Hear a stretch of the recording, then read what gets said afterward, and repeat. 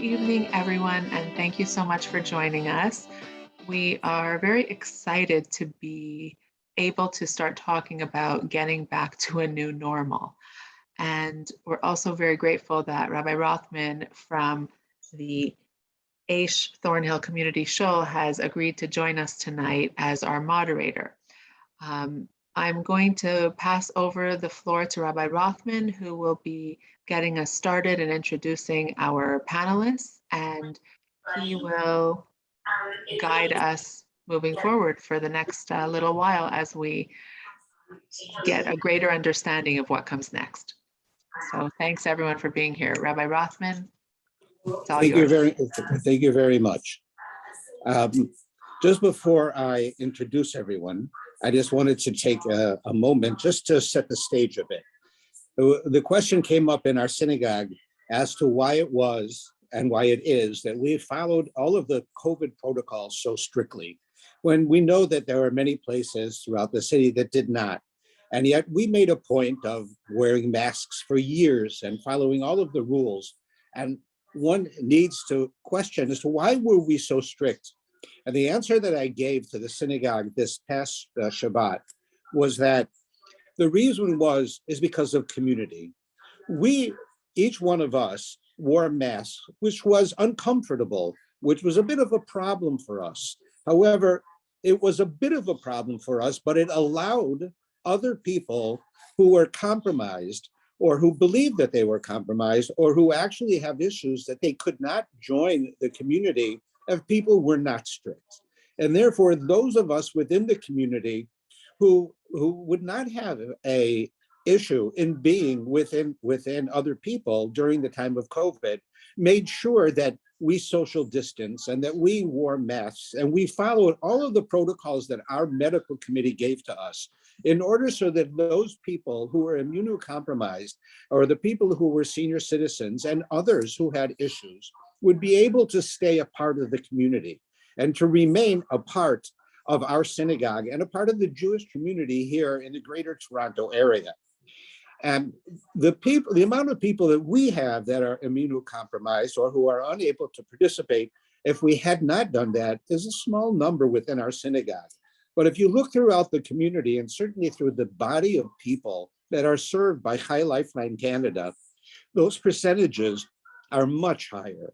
And that there are many people among us who are unable to participate, and that now that masks are coming off and the government is telling us it's time for us to learn to live with COVID, we are now facing how do we reintegrate ourselves, those of us who may not have issues, but more so those people who really have various compromises that they are unable to participate in a normal sense. And here they are going to now come back into society and go into schools where people will be unmasked and go into stores where people are unmasked and go into situations where social distancing is no longer a reality.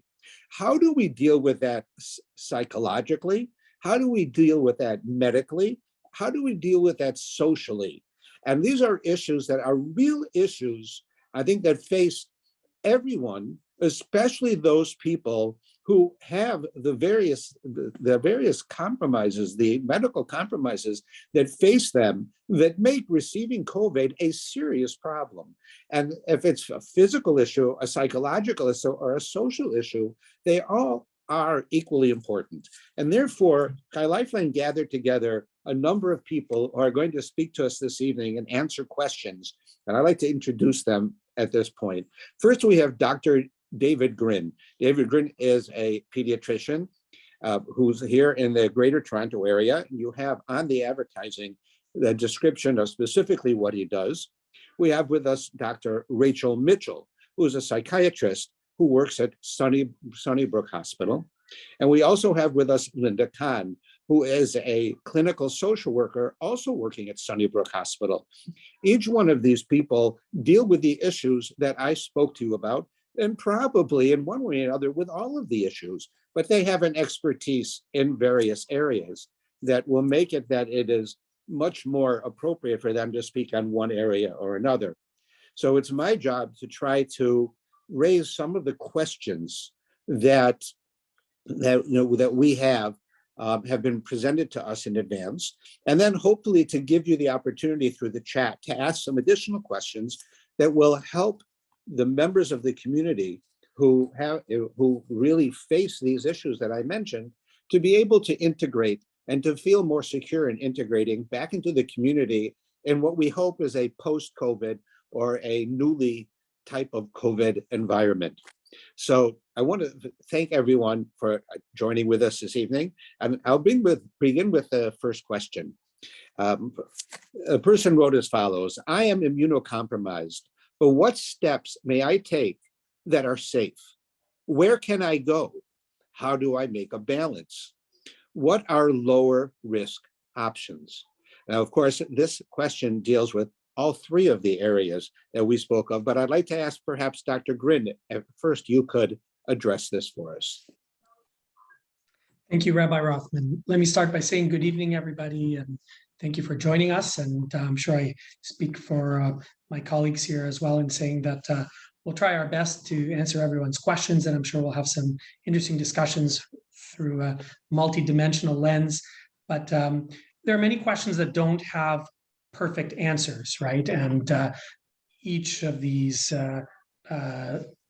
dimensions obviously will be changed person to person too. So in answering this first question, there are the things we know and there are the things we don't know, and a lot of it is in the gray zone at this point.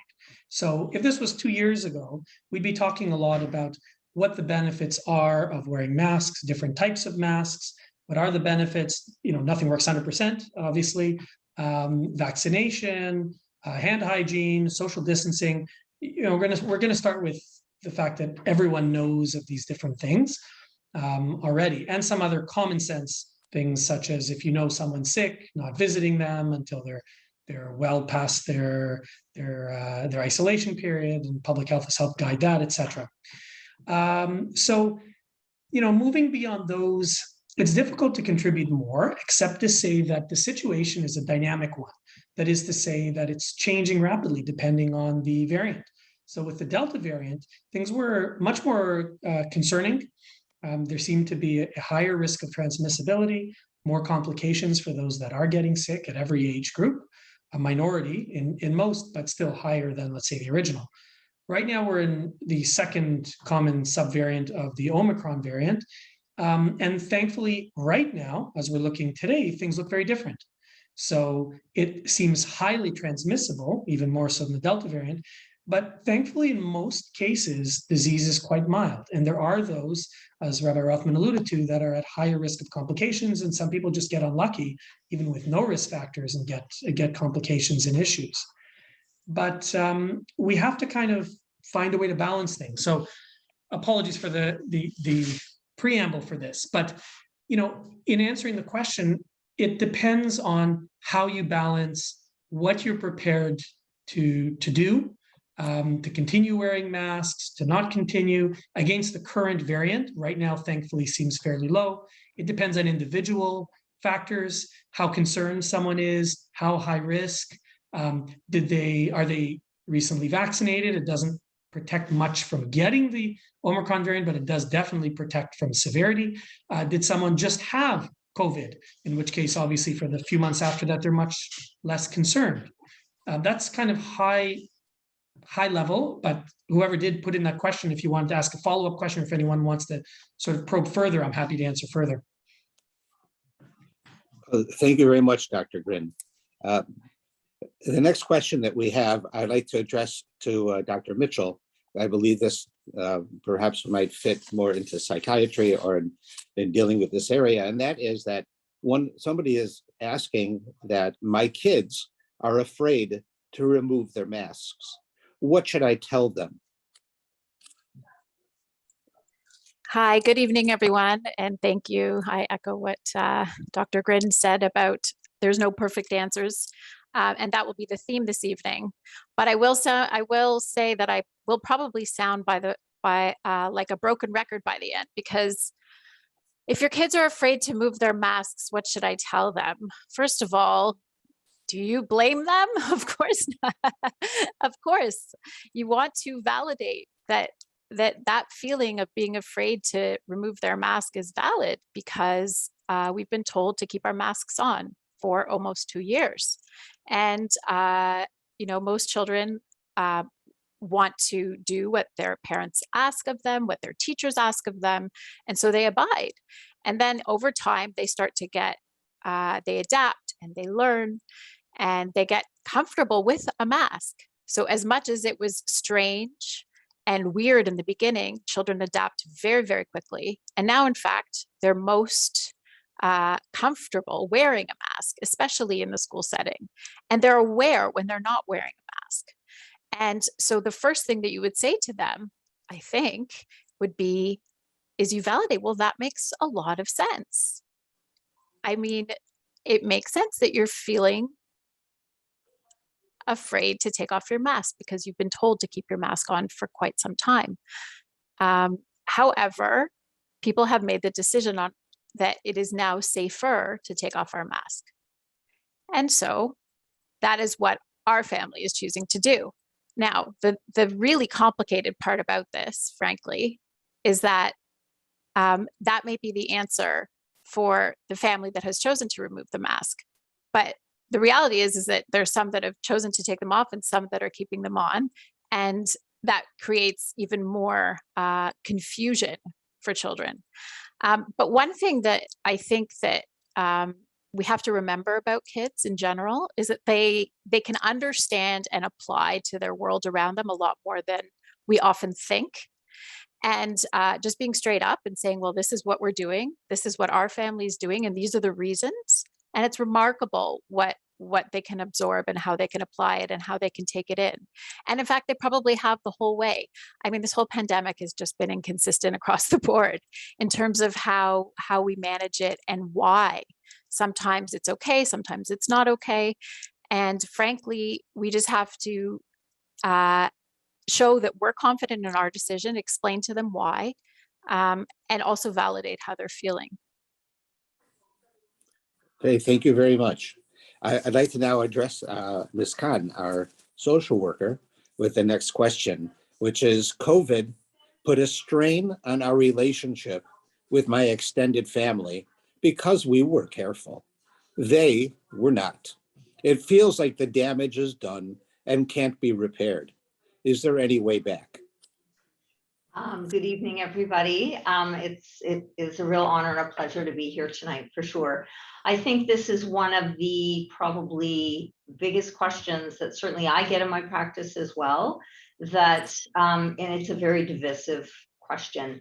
I mean, I really would like to think that there is some going back. I think similarly to what Dr. Mitchell was saying, I think that every family is going to be different. And I think if there is the opportunity for people to come together, perhaps outside, if there's people that are not vaccinated and you're not comfortable with them, and really try and have a conversation as to how you are going to be able to potentially get back together. It may be that you have to have outside gatherings as opposed to inside for a while. I think it's going to be really important to be able to talk about how each other feels. The reality is, though, there is going to be some times where families just can't come together, which is hard. And that is something that you may just have to accept. Okay, thank you very much. Before I ask the next question, I just want to mention to everyone that found within the chat, you'll find a brief survey. I would like to ask if the participants would take the time just to fill in that survey in order to give some information back to our sponsors. Going back to our questions, and I think this time I'm going to address Dr. Gryn again. Did I interrupt you? I'm sorry. No? Okay, this is just I'm getting a funny interaction with the Zoom. So the question is, we had COVID last year. What are the chances of getting it again? So that's a great question. And we are definitely seeing some cases where people, especially children, have gotten it more than once. Because every few months there's a new variant, it's kind of like we're relearning all the science behind how our body is managing each variant each time. So we don't yet know everything about this current variant and everything we do eventually learn won't necessarily apply to the next one. But we're definitely seeing that some people are unlucky enough that they get it again, even if they've had a previous variant a few months ago. In most cases, it seems to be a milder infection. So one can think of it almost like getting a booster shot after a vaccine. So your body handles it because there's some level of protection, and it then gives you good protection for the next few months also. It's almost like getting a booster shot. I can tell you that of the children I've seen with COVID that have had it more than once, of which there have been quite a handful, none have had any serious complications with the second one that I've seen anyways, when they had a mild one in the first. So I haven't seen any that got it worse the second time than the first. Most people will not get it more than once. Their body may be exposed to it, and sometimes the immune system will effectively fight the virus without our even knowing it. Most things, most pathogens, that is to say bacteria and viruses that our body fights against, we're not even aware that it's doing it dozens of times a day. So our body may be exposed to it, clear it, win the battle, so to speak, successfully without our even knowing. So, and that happens probably a lot more than we realize. So, can it happen? Yes. Is it likely to be serious? Both because it's currently, for most people, thankfully, a less severe variant now, and if people have had it before, and same, by the way, if you've been vaccinated before, it seems to be much milder, so much less cause for concern, but we can never say 100%. All right, thank you very much. The next question that I have here on my list is one that actually I can relate to very well. I have a daughter who has a child who's just under 3 years old, and she mentioned to me that that child has never been in the home of one of his friends. I don't know if he even has friends because they basically are home all the time, and they can't go and visit. They can't go and see each other. Something that we consider so normal and so simple. Here he has a child who's never had that experience. And so now when I read this next question, it really makes a lot of sense to me. Here, this person asked that my child has not been able to go to school yet, and he's not age appropriate in language. How do I know if he is at risk and needs intervention? Perhaps I could direct this to Dr. Mitchell.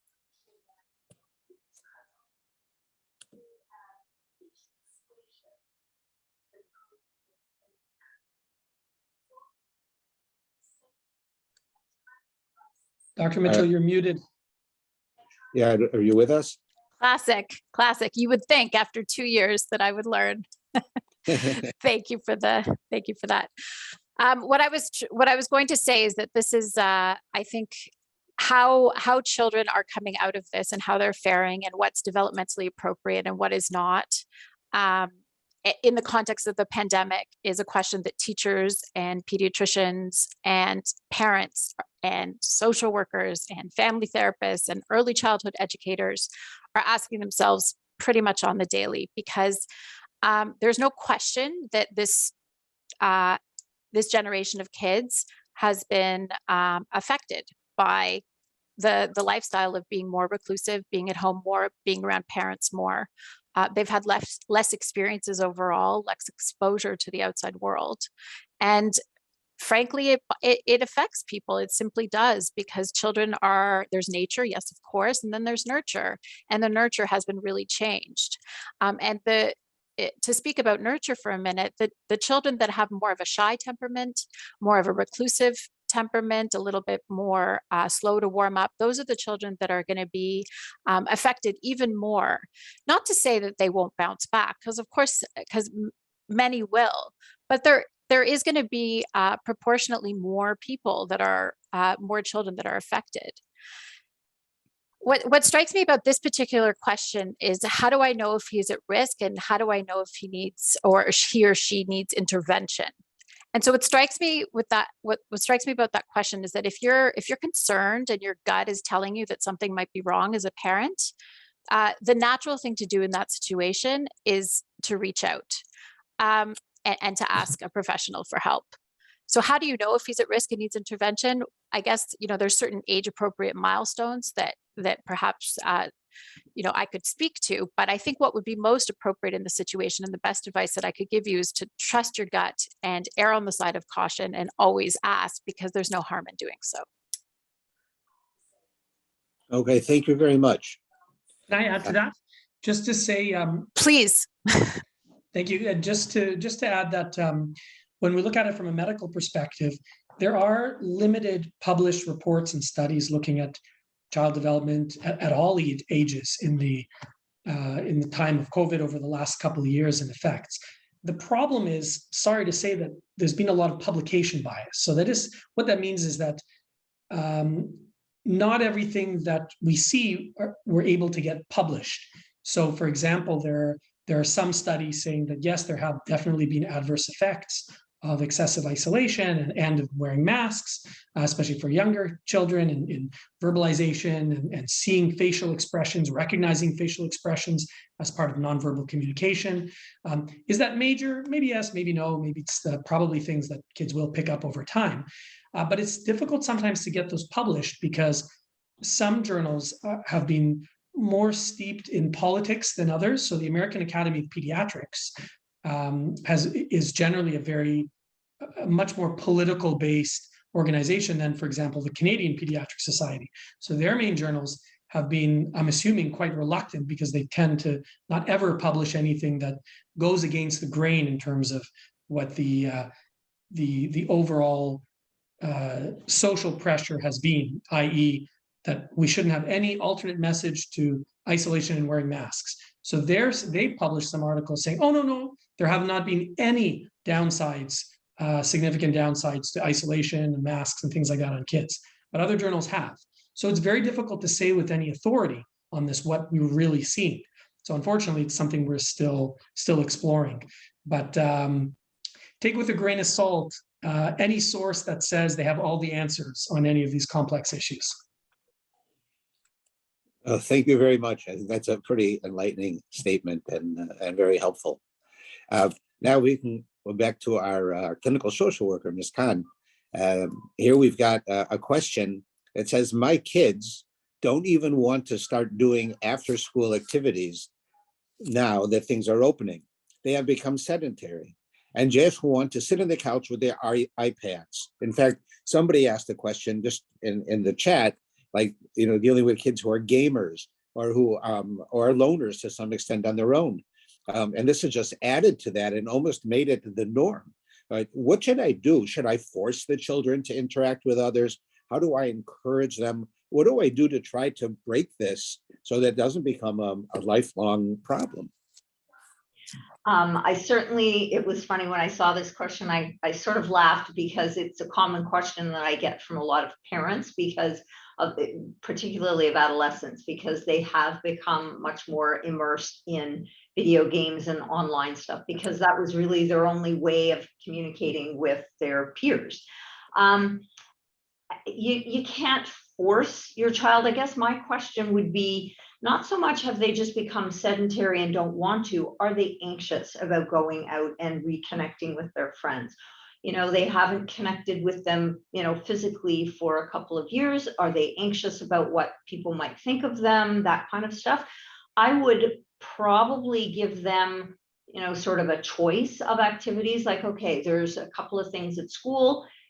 Choose one. I would start to also try as best you can. It's easier perhaps with younger kids than older kids to limit the amount of time that they're allowed to be on their iPads and that kind of thing. I think it's strategies beginning to really get your kids to buy in and lead by example. Like if you as parents have become a little sedentary as well because you've been at home and maybe working from home, get out, go for a walk, get your kids out, like try and lead by example, I think would be probably a good way to start. And start slow. You don't have to immediately jump right back into everything. Okay, thank you very much. So I think it's a bit of a broad question here, but I think this is really what it's all about. I am immunocompromised, but what steps can I take that are safe? Where can I go? How do I make a balance? What are lower risk options? Now, of course, I think all three of our presenters could address this, but why don't we try it in a certain order, right? Dr. Gryn, perhaps you might want to start. Sure. So it's similar to the first question we had. I think the general measures that are options are those that are well known. So avoiding people that are obviously sick at the time is a no-brainer. Trying to keep a little bit of social distance, perhaps, or doing something outdoors as opposed to indoors. All of those help. Nothing is perfect. Nothing guarantees health. And but at the same time, even those that are immunocompromised, with few exceptions, especially among children, I should say, children who are immunocompromised, the few case reports and studies that we've seen have shown actually way lower complications for those that have had COVID than what we expected originally. Now, that doesn't mean that we should be cavalier about it, not at all. But it does mean that it does give us each parent, each family, an opportunity to make a personal decision without feeling that it has to be all or nothing. And that any exposure is potentially flirting with death. So that's not the case, even for children that are immunocompromised. But, you know, knowing that right now it's probably, I would say, a medium risk time for kids that are immunocompromised. The variant is a fairly low risk variant compared to some of the others, but we are seeing a large burden of infections right now in the community. It's spreading fast. In a few weeks, when there's a large amount of immunity, when most people have had it, that's probably going to be an ideal time. And maybe when the weather is improving also for doing outdoor things, etc. So, but it's a very personal decision what people are comfortable with in terms of the level of risk. But yeah, I'll stop there. Okay, Dr. Mitchell, perhaps you have something to add? Yeah, so I heard somebody talk about this. I can't remember where, but the whole notion of a risk budget, it's something that's been very commonly thrown around, and it really resonates with me and what I do in my life professionally and personally. And it's something that I think that everybody can relate to. So in every circumstance, you sort of think to yourself, well, how much risk do I want to spend in this situation? How much is it worth it to me? What are my values? What's important? And so some people, for example, will choose, you know, one social type of event is extremely important, whereas another one is not.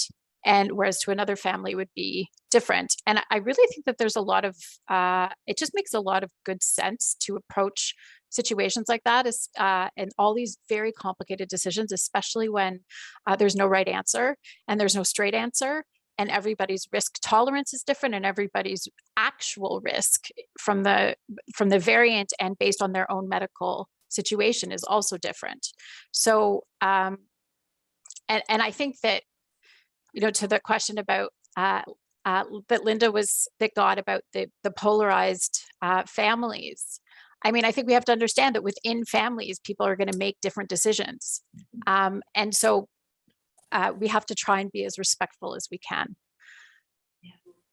And I was going to add to that. I think it goes to the whole idea of masking as well, and goes back to the question about, you know, my child doesn't want to take their mask off. I think, you know, there is, as everyone has said, no really right answer. But I think that, you know, kids who want to keep their mask on, you have to respect that. You have to respect your neighbor if they want to keep their mask on. And again, I think you do have to choose as a family what is going to be what you can tolerate. Like Dr. Mitchell said, what you can tolerate risk-wise may be something that someone else can't. And that may change over time, which I think it will as we get to know things a little bit more, for sure. Well, thank you all for that. I would add myself that, you know, one of the, you know, the things that come up in my line of work of being a congregational rabbi is that we want to encourage people to come back to synagogue. It's been in our synagogue on a normal Shabbat before COVID, we would have 300 people in the building. During COVID, when we were allowed to have, you know, as many people, you know, as we were allowed, the most we would have is 120. Now it's a little bit more. And of course, we want to encourage people to come. It's important for us. It's and on many levels, not just that we want our synagogues to be successful, but we see it as not only a religious center, but it's also a social center where people can get together and to interact. And so we're always encouraging people to come. But clearly we understand in the synagogue that people, especially those who are immunocompromised, very well, in some cases, should not be encouraged to come. So we try to create a balance in our synagogue where, for instance, we just had our first Shabbos in 2 years, over 2 years, where people were not required to wear masks. It just happened this past week. It was the first time. I didn't know half of the people had mouths. I mean, you always talk about how people talk during services, but I just didn't realize it. It was for over 2 years. And that was the first time.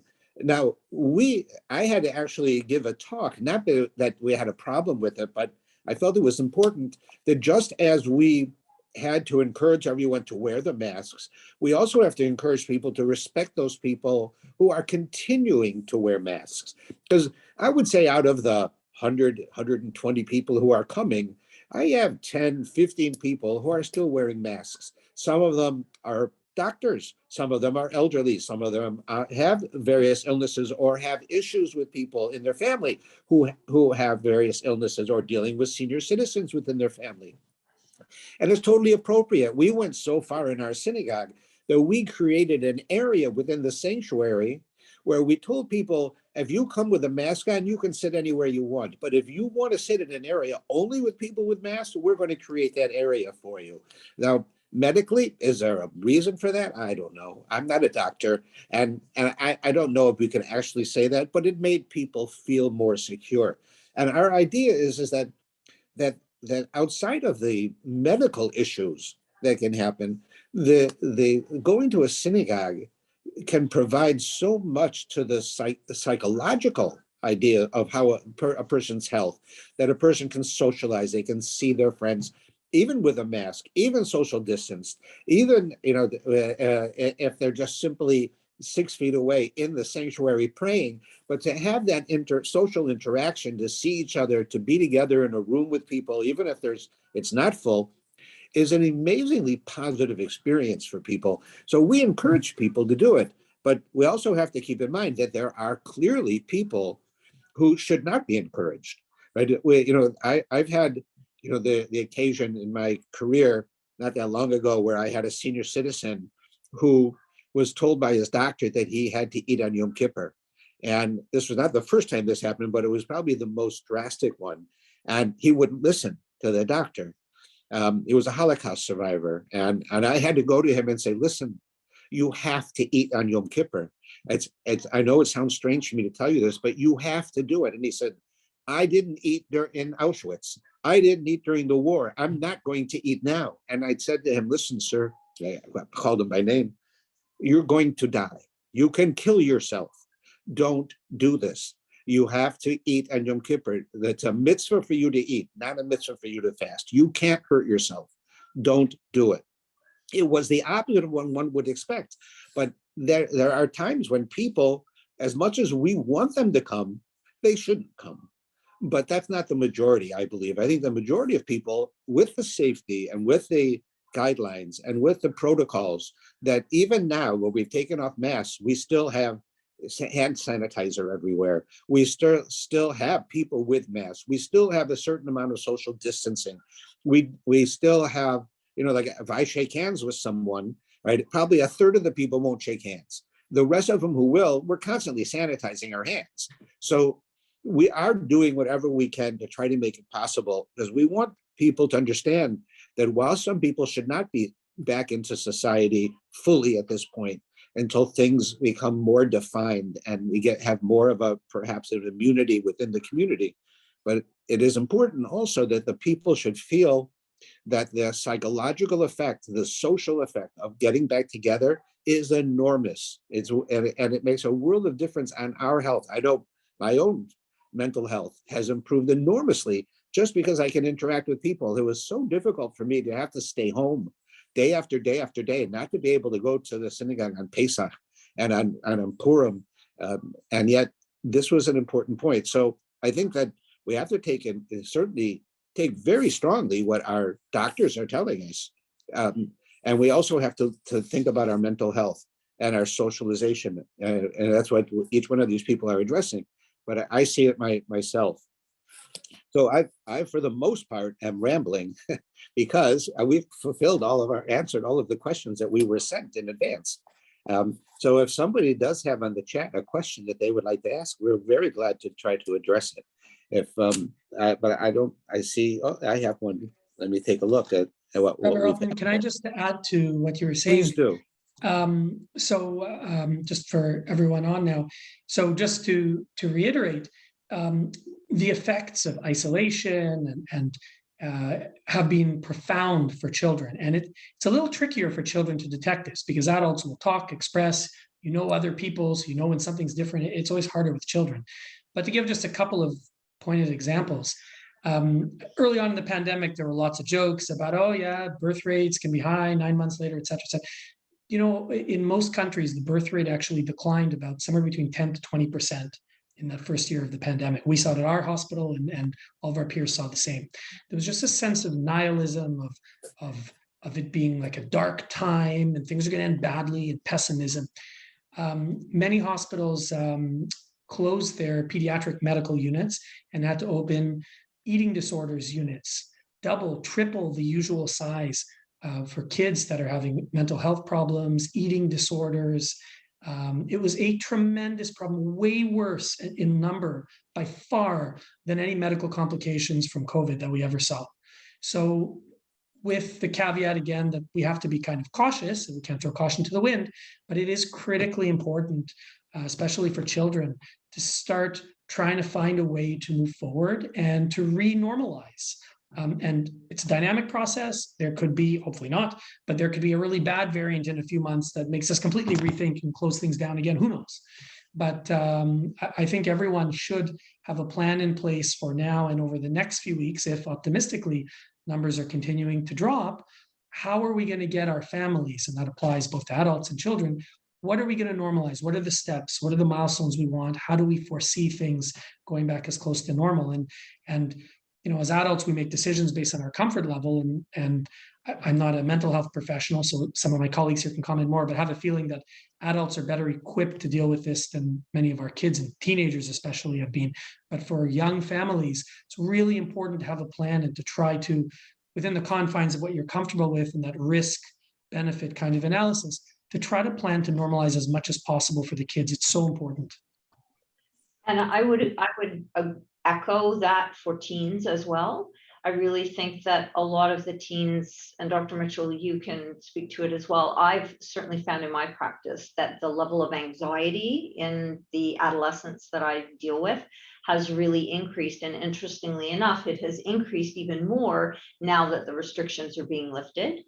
And I think, to sort of echo what you're saying, I think there has to be a plan for what you think your teen or your children can tolerate. I think it needs to be a discussion that as a family you have about, okay, what are you comfortable with? What would you like to do? What are the places that you think you could start with not wearing a mask or getting out and doing something together? I think it has to be a slow process. It's not all or nothing. It doesn't have to be like you immediately jump back into everything, because certainly in my practice, most of the teenagers are not willing to do that yet.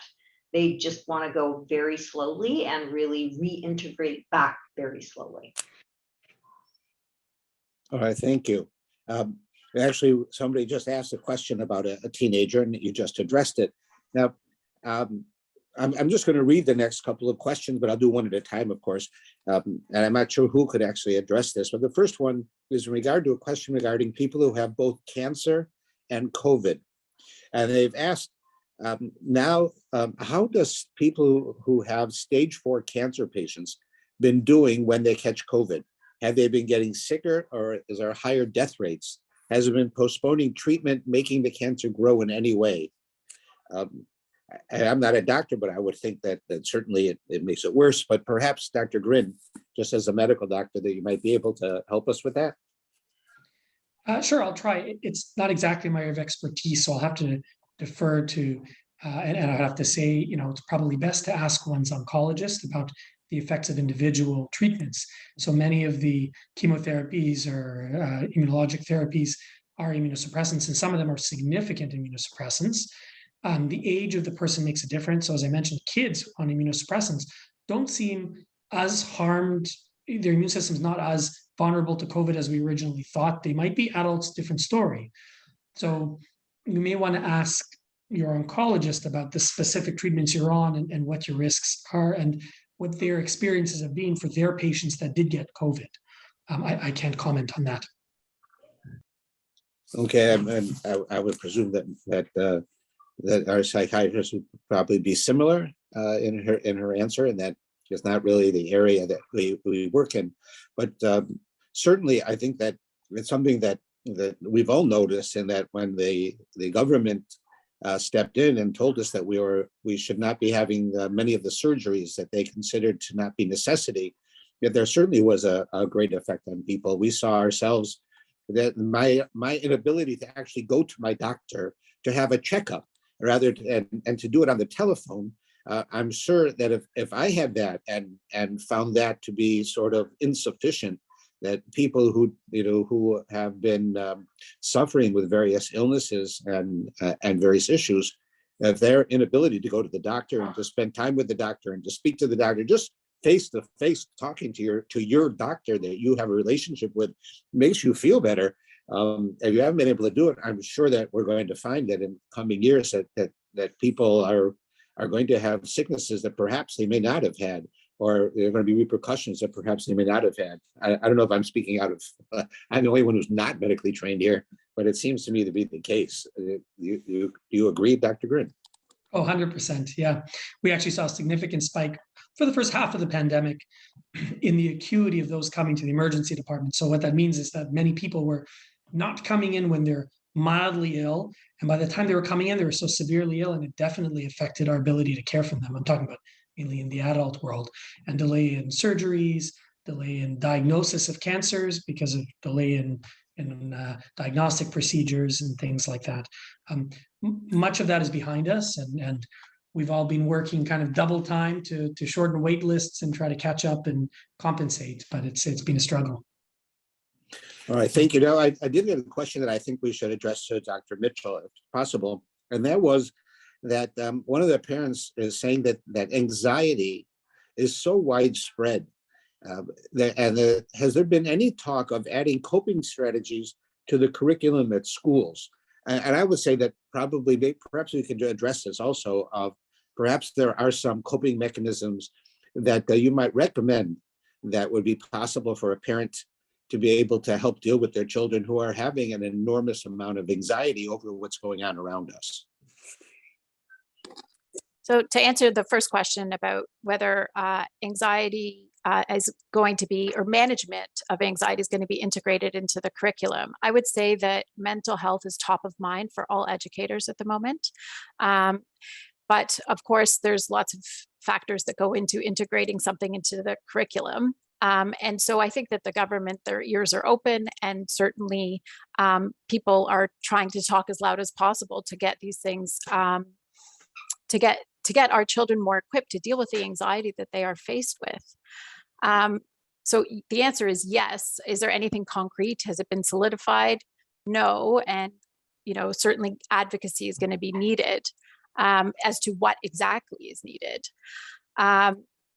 It always comes down to dollars and cents and to political factors, of course. But to the question about coping strategies for anxiety, well, like I said at the beginning, and to answer your question, I see Aaron Bodson about your daughter that just turned 7. Just in terms about, I'll just address Aaron's question first if I can, and then I'll integrate my answer with your question about coping strategies. So you're saying that, first of all, the place to start always is to check in with how you're feeling about how the reaction is of her reaction. So obviously, if you're feeling upset about her reaction, it's important for you to be in the frame of mind where you can deliver the message in the way that you want. And if you're not in that frame of mind, then you take a moment, you step back, you step away, you get yourself okay. Because it can be upsetting when, of course, you want your child to experience the world again, and here she is saying, I don't want to take off my mask.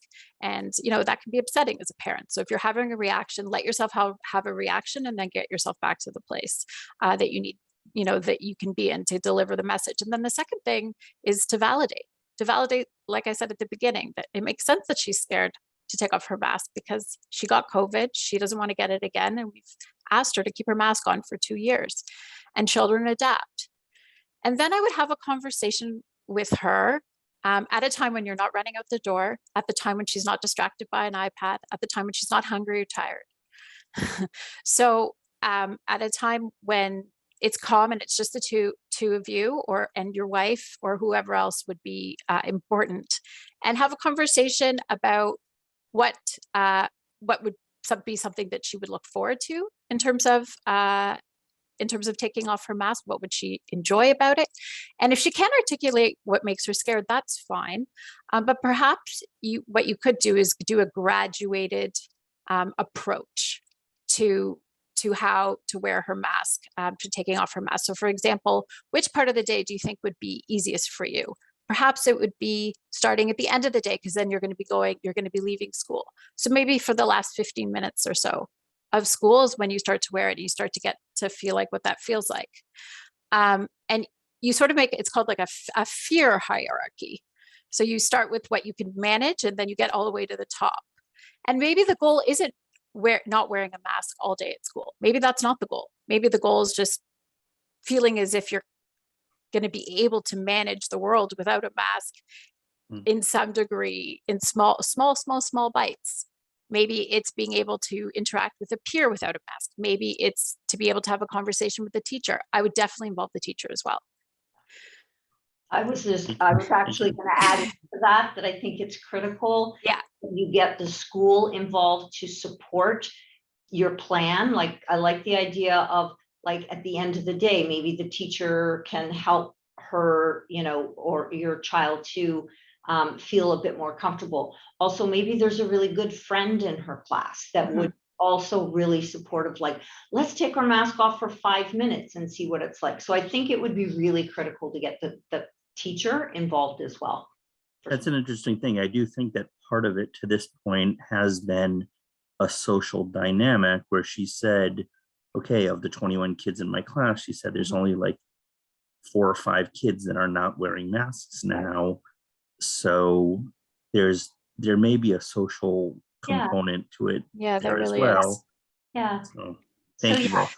But the other thing, back to Dr. Gryn's point about normalizing and getting back out there, I think we all have to accept that we have to tolerate being uncomfortable for a little bit in order to get back to normal, so to speak. And that's going to be uncomfortable. So it may be uncomfortable for you as a parent. It may be uncomfortable for your daughter to, even broach the concept of taking off her mask.